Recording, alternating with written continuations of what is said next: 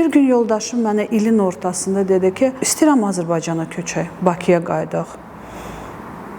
Belə oturduq, danışdıq, fikirləşdik və ani qərarla Bakıya köçdük. Mən əslində bu işə başlayanda heç də buna ciddi yanaşmırdım. Bilirsiniz necə başladım ki, belə də rəfiqələrimə, qohumlarıma belə kömək eləyəcək. Nə ofisim var idi, nə skladım var idi, heç nə yox idi. Bir qaraj götürdüm, oranı sklad kimi istifadə edirdim. Gördüyünüz kimi narları həm tavanda, həm sütunlarda, həm stollarda, hətta hədiyyələrdə də istifadə eləmişik. Mən Ayan Salaxova Event şirkətinin rəhbəriyəm və öz bloqum da var. O qədər də çox izləyici olmasa da belə səmimi bir kütlə yığmışam. Instagram açılandan səhifəm açıq olub. O vaxtdan da izləyicilər gəlib, bəzi izləyicilərim mənə hətta deyirlər ki, biz sizi hələ o vaxtdan izləyirik, hələ uşaqlar yox idi, siz Londonda yaşayırdınız və belə sonradan artıq bloqlar yaranmağa başlayanda məndə artıq açıq səhifə idi və bir izləyici kütləm var idi. Yəni dekor çox belə kreativ bir işdir və əslində mən kreativ və incəsənət ailəsində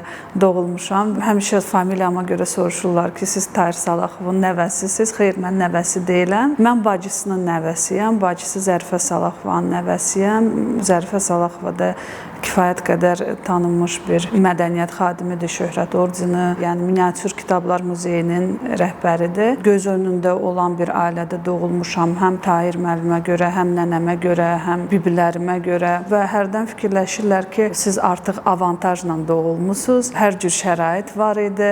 Əlbəttə ki, şərait var idi, amma ki, tələblər də çox idi. Mənim valideynlərim çox tələbkar olublar. Mənim ailəm çox tələbkar olub və uşaqlıqdan həm rəsmə getmişəm, həm rəqsə getmişəm, həm musiqi ilə məşğul olmuşam və sonradan qərara gəldim ki, musiqi ilə daha professional məşğul olum. Ayrıca musiqi məktəbinə gedirdim və orada çox gözəl uğurlarım var idi. Beynəlxalq müsabiqələr, respublika müsabiqələri və belə qərara gəldim ki, Bakı Musiqi Akademiyasına daxil olum. İxtisasca pianoçuyam. Məndə məsələn belə bir şans yox idi ki, mən pis oxuyum. Mən məktəbi də qırmızı diplomla bitirmişəm, akademiyanı da qırmızı diplomla bitirmişəm. Hətta yadımdadır ki, Musiqi Akademiyasına daxil olanda orada ixtisas üzrə imtahanlara ayrıca gəlirdi, konsert kimi idi. Bütün uşaqlar valideynləri ilə gəlirdi, mən tək gəlirdim sürücü ilə. Bizdə imtahanlar belə stresli keçirdi, çünki açıq səhnədir, səhnədə ifa eləyirsən, çıxış eləyirsən və yarım il sən buna hazırlaşırsan, həmin gün nəsə ola bilər, özü pis eləyə bilərsən, nəsə həyəcan falan, nəsə səhv gedə bilər, amma ki, heç vaxt valideynlərim gəlmirdi heç bir imtahanıma. Hər dəfə zəng eləyirdim ki, bilirsiniz neçə almışam? Papam mənə bir dəfə deyir ki, sən neçə ala bilərsən? Əlbəttə 5 almısan. Yəni məndən şəxsən tələb belə idi ki, yəni başqa cür ola da bilməz. Sən yaxşı oxumalısan, yaxşı çıxış eləməlisən, hər şeyin ən yaxşısını sən eləməlisən. Hətta bir dəfə respublika müsabiqəsi idi pianoçular arasında və mən finala qədər orada birinci tur, ikinci tur, üçüncü tur finala keçdim və mən xahiş elədim ailəmdən, Tahir müəllimdən, nənəmdən xahiş elədim ki, finala gəlin. Onlar dedilər ki, yox, biz gələ bilmərik, çünki biz gəlsək, müsiflər heyəti fikirləşəcək ki, biz onlara istəyirik ki, sən qalib gələsən. Sən özün ifa elə, əgər yer tutsan, biz onda qaliblərin konsertinə gələcəyik və elə oldu ki, mən orada birinci yeri qazandım və qaliblərin konsertinə gəldilər. Yəni demək istəyirəm ki, uşaqlıqdan artıq belə bir şey var idi ki, bəli, sən bu ailənin bir hissəsisən, amma bu sənə heç bir avantaj vermir. Sən özün bu həyatda hər şeyə özün nail olmalısan. Hətta mənim xətrimə də dəyərdi. Mən həmin o müsabiqədə birinci yeri tutanda qızlardan biri dedi ki, hə, əlbəttə sən tutacaqsan, filan kəsin nəvəsisən. Mənim çox pis xətrimə dəydi, çünki mən həqiqətən həmişə çox çalışqan olmuşam. Hamı yatanda mən gəlirdim konservatoriya, bizdə dərslər saat 10-da başlayırdı. Mənim papam işə gedəndə mən onunla çıxırdım, saat 8-də gəlirdim konservatoriyaya.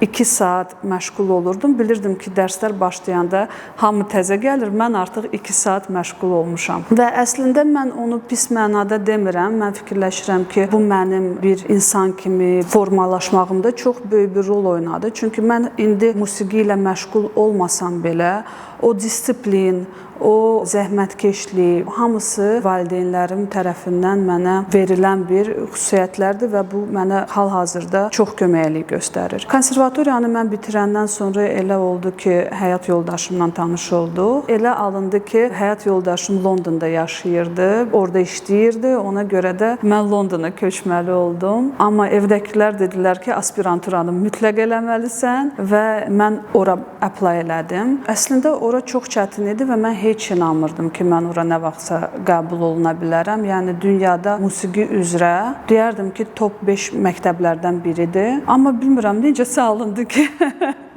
qəbul oldum. Konkurs çox böyük idi. Bizdə cəmi 15 nəfər qəbul oluna bilərdi bütün dünyadan. Oradan da bilirsiniz, yəni Aziya, Ruslar, Avropalılar çox adam var idi. Bir yerə 80 nəfər apply eləmişdi. Elə alındı ki, məni qəbul elədilər. Sonradan orada oxuyanda başa düşdüm ki, ora qəbul olmaq elə də çətin deyildi. Ən çətini orada oxumaq idi. Çünki Bakıda mən öyrəşmişdim ki, mən ən birinciyəm öz kursumda, hətta deyərdim ətrafımda. Amma ora sən düşəndə başa düşürsən ki, səndən qat-qat yaxşıları var və sən orada o səviyyədə deyilsən. Yəni hamı kimisən. Orada Bakıda çalışdığımdan da 2 dəfə, 3 dəfə daha çox başladım çalışmağa. Çünki başqa cür orada akademiyanı bitirmək mümkün değildi. Akademiyanı mən qırmızı diplomla bitirə bilmədim. Amma yaxşı bitirdim. Distinction ala bilmədim. Çünki orada həqiqətən çox çətin idi. Mən bilmirəm məndən sonra olubmu orada Azərbaycandan pianoçular ya yox. Amma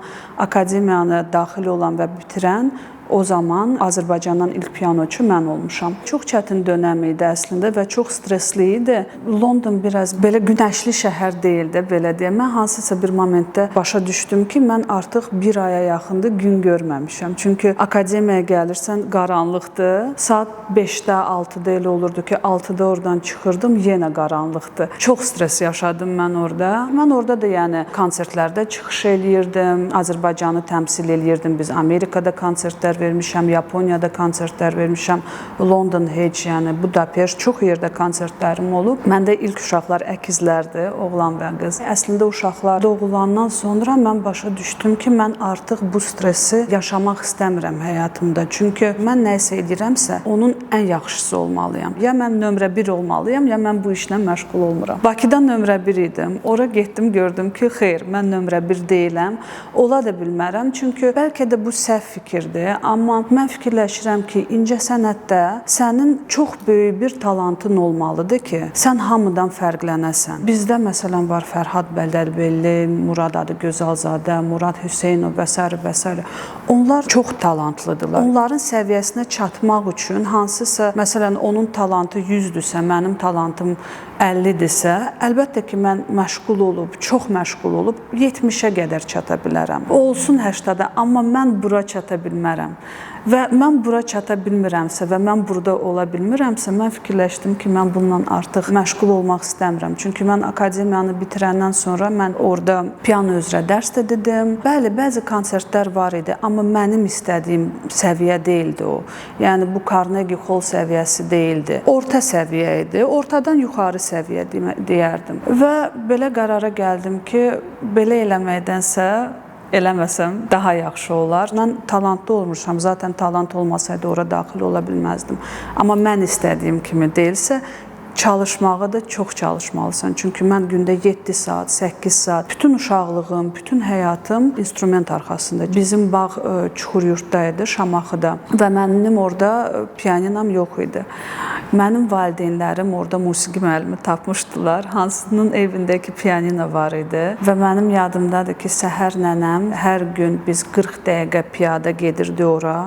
Mən orada 2 saat məşğul olurdum, qayıdırdıq 40 dəqiqə bağa, gündüz vaxtı nə bilim kitab, uşaqlarla biraz oynayırdım falan, axşam yenə gedirdim, məşğul olurdum. Və hətta indi mən akademiyadan bəzi studentləri görəndə həmişə deyirlər ki, sən axı elə gözəl ifa eləyirdin, sən niyə bu işi buraxdın? Deyirəm ki, nə bilim, gördüm ki, ya gərək müəllim işləyəsən. Amma mən müəllimliyi də sınadım. Gördüm ki, bu mənim xoşuma gəlmir. Və mən işimi qoyanda sonuncu gündə elə xoşbəxt idim. Mən həmin o gün zəng elədim bacıma, deyirəm ki, sən inanırsan, mən bu gün başa düşdüm ki, mən necə bu işi sevməmişəm. Yəni mən onu eləyirdim. Avtomatik necə deyirlər də eləyirdim. Amma heç dərk eləmirdim ki, heç xoşum gəlmirdi bu işdən. Biz 7 il əvvəl yoldaşımla qərara gəldik ki, Bakıya köçəcəyik. Əslində yoldaşımın qərarı idi və Bakıya köçəndə ilk sual atam mənə deyir ki, sən indi gərək gedəsən, konservatoriyada dərs deyəsən, sən o boyda diplomun var. Deyirəm ki, yox, mən dərs deməyəcəm konservatoriyada. Mən heç işləməyəcəm, amma mən gedib dərs deməyəcəm. Yəni o dərəcədə sevmədim mən bu işi. Mən Bakıya qaydanda heç bir planımız yox idi. Heç nə eləmirdim əslində. Elə uşaqlar, bloqum, belə başımı qatırdım. Elə alındı ki, bacım qızının ad günü idi və biz dekor şirkətlərinə müraciət eləməyə başladıq. Birinə müraciət elədik, bəyənmədi, o birisinə müraciət elədik, bəyənmədi. Biri baha idi, biri keyfiyyətsiz idi. O birisinə müraciət elədik, orada da nəsə bizdə problemlər alındı və elə alındı ki, ad gününə 3-4 gün qalmış, məcbur olduq dekoru eləməyə. Nəsə sifariş elədik, şarı bir yerdən, baneri o bir yerdən, nəsə Amazondan sifariş elədik, belə özümüz təşkil elədik bacımla bu ad gününü. Ondan sonra bir rəfiqəmin də qızının ad günü idi. O da nəsə bəyənmədi dekor şirkətlərini. Dedi ki, gəl özümüz eləyək. Özümüz təşkil elədik onu da. Ondan sonra bəlkə 1 ilə yaxın, bəlkə də 1 ildən çox mənim bacım mənə dedi ki, sən gərək bu işlə məşğul olasan. Mən də ona deyirəm ki, o qədər dekor şirkəti var. Nəyə ehtiyac var ki, bir dənə də dekor şirkəti olsun? Instagramı açırsan, hər yerdə dekor şirkətləri, yəni dekor şirkətindən çox dekor şirkəti var idi. Eləmək istəmirdim. Həm də ki, tənbəlliyim də biraz tutmuşdu. Biraz da fikirləşirdim ki, nəyə lazımdır? Mənim bu işdən heç başım çıxmır. Nəysə məni məcbur elədi. İndiyə qədər hər dəfə mən ona təşəkkür bildirirəm buna görə. Mən əslində bu işə başlayanda heç də buna ciddi yanaşmırdım. Bilirsiniz necə başladım ki, belə də rəfiqələrimə, qohumlarıma belə kömək eləyəcəm, eləyəcək. Bir rəfiqə, o biri rəfiqə, belə özüm də başa düşmədim ki, necə oldu ki, mən bu dəqiqə öz səviyyəmdəyim. Təvəzzökarlıq bir qırağa, amma deyə bilərəm ki, öz segmentimdə bu dəqiqə mən top 5-dəyəm. Görürsünüz, çox təsadüfən alındı bu. Hərdən fikirləşirsən ki, belə təsadüfi alınan şeylər həqiqətən ən yaxşıları olur. Bəlkə də mən oturub nəyisə haqq hesab eləsəydim, planlaşdırsaydım, marketinq plan yazsaydım, SMM götürsəydim, belə uğurlu alınmazdı. Amma belə plansız, xoşuma gəlir, mənə maraqlıdır. Sınayım, alınar, alınmaz. Görürsünüz necə alındı. Ona görə hərdən məndən soruşurlar, nəsə məsləhətlər alırlar. Deyirəm ki, əlbəttə ki, oturub plan qurmaq lazımdır. Biz nəyisə planını qura bilərik, amma o plan alınmaya bilər. Bu situasiyada məndən çox vəsait tələb olunmurdu. Yəni maddi cəhətdən. Mənim nə ofisim var idi, nə skladım var idi, heç nə yox idi. Sadəcə olaraq belə ideya qururdum və onu reallaşdırırdım. Cəhd eləmək lazımdır, çünki alınmasa, okey, alınmadı. Mən bunu sınadım. Alındısa, alınır. Mən uşaqlarıma da onu hər dəfə deyirəm. Bunlar deyir ki, ay bu alınmayacaq, o alınmayacaq. Deyirəm, siz sınayın. Bəlkə alındı, alınmasa da ən pis halda nə ola bilər?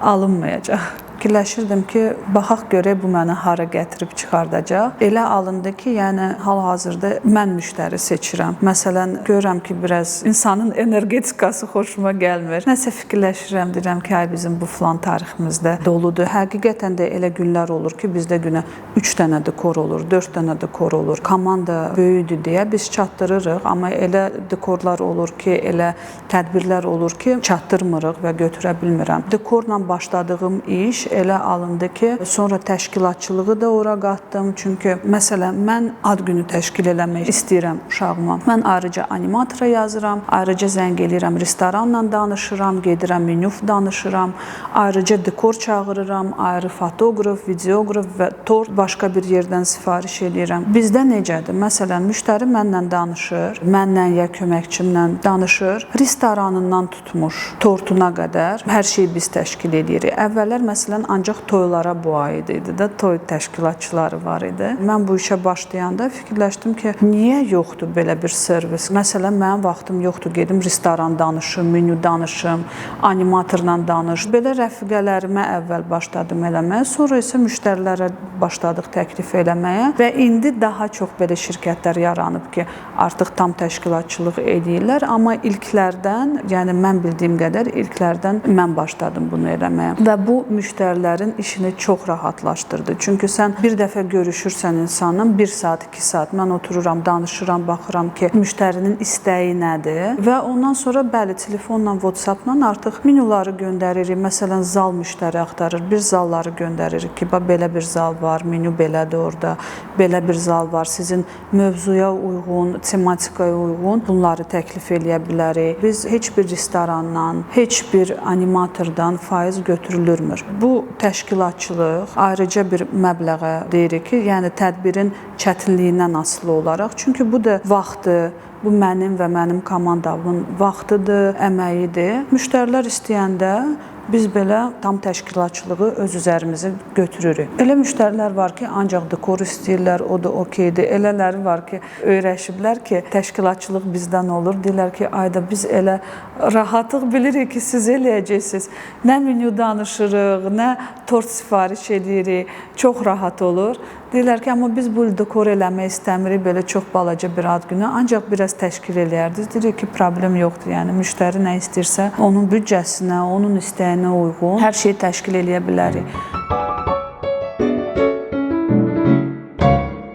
Bugün biz mənim ən sevdiyim məkanlardan biri olan Amburandayıq və görün buranı biz necə gözəlləşdirdik, çünki bugün yubileydir. Mövzu seçimində biraz tərəddüd eləyirdim, amma sonra müştəriyə təklif eləyəndə ki, gəlin simvol olaraq narı seçək və nardan hər şey başladı. Gördüyünüz kimi narları həm tavanda, həm sütunlarda, həm stollarda, hətta hədiyyələrdə də istifadə eləmişik və bu tədbir üçün biz bütün süfrələri məhz yaşıl rəng, zeytun rəngi deyərdim mən, sifariş elədim. Ona uyğun bütün bizdə salfetkalar da tikilib. Niyə məhz bu rəng ki, Amburandakı pərdələrlə bir-birinə uyğun olsun? Çünki mən dekorları eləyəndə həmişə istəyirəm ki, hər şey bir-birinə uyğun olsun. Hətta bu detala fikir verin. Qonaqlara belə bir narlar hədiyyə olunacaq və altındakı konfeti belə mən zeytun rəngində seçdim ki, hər şey detalına qədər bir-birinə uyğun olsun. Əsas gözəllik xırda detallardadır. Hal-hazırda dekor şirkətləri həqiqətən çoxdur. Mən başlayanda o qədər deyildi. Bu dəqiqə çoxdur şirkətlər. Niyə görə mənim şirkətim öz səviyyəsini saxlayır? Çünki hər işin başında mən özüm dururam. Mən hərdən fikirləşirəm və mənə deyirlər ki, sən gərək bəlkə toylara başlayasan, toy dekorlarına daha böyük, daha maştablı bir şeylər eləyəsən. Bilirsiniz, mən çox perfeksionist bir insanam. Mən ola bilər getməyim ora dekor olanda. Amma mən telefonda mütləq zəng eləyəcəm, videoyla yoxlayacağam, hər detalına qədər bu şarı buradan yığışdır, onu elə. Və ona görə biz hələ də topdayıq. Mən bu işi belə buraxsam ki, işçilər özləri eləyəcək, köməkçi gedib öz müştəri ilə danışacaq, özləri həll eləyəcəklər. Orada eyni keyfiyyət olmayacaq. Hər bir öz şirkətini, öz biznesini quran insan məncə bu işin başında mütləq olmalıdır. Mənim papam da bizneslə məşğul olub həmişə. Həm restoranlar olub, həm fərqli şirkətlər olub. Mən həmişə görmüşəm ki, atam evdə olmayıb. O mütləq öz işinin başında olub, öz işçilərinə nəzarət eləyib, kontrol eləyib və məncə bu ən düzgün yoldur. Əslində çox maraqlı layihədir. Mən özüm də baxırdım. Elə maraqlı yeni insanlar tanıyırdım. Onların həyat hekayələri, uğur hekayələri çox maraqlı gəldi mənə və mən də sizə uğurlar arzu eləyirəm. Yaxşı ki, belə gözəl layihələr var ki, bizim gənclərə, bizim insanlara gözəl nümunələr göstərirsiniz ki, bu insanlar bacarıbsa, siz də bacara bilərsiniz. Niyə də yox?